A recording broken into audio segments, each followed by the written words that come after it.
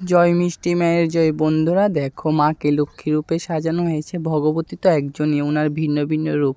আমরা কি করি, ভগবতীর প্রেমকে বুঝতে পারি না। ভগবতী কিন্তু আমাদের পরীক্ষা নেয়। অনেক সাধকরা রয়েছে, অনেক ভক্তরা রয়েছে যাদের বাড়িতে অনেক ভিন্ন ভিন্ন ঠাকুরের প্রতিমা নিয়ে আসে। ভগবান তো একজন, হাজার জন নয়।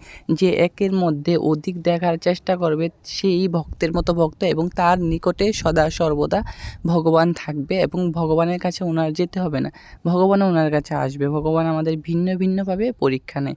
তো দেখো, আমার মাকে আমি লক্ষ্মী রূপে সাজিয়েছি। আমাদের বাড়িতে, আমাদের মায়ের মন্দিরে কোনো প্রকার এক্সট্রা কোনো মূর্তি আনা হয় না। আমাদের মা এই সব কিছু, তোমরা ভালো করে যদি দেবী পুরাণ পাঠ করো দেখবে দেবীর ভিন্ন ভিন্ন রূপ। দেবী মহালক্ষ্মী, দেবী মহাসরস্বতী, দেবী মহাকালী। এই বিষয়টা যেই ভক্ত বুঝে একজনের প্রতি মন রেখে এবং শ্রদ্ধা ভক্তি রেখে পুজো করতে পারবে, সেই আসল ভক্ত। আর তোমাদের বলবো, বৃহস্পতিবার বাড়ি থেকে কোনো কিছু দেবে না, তাহলে লক্ষ্মী দেবী বাড়ি থেকে চলে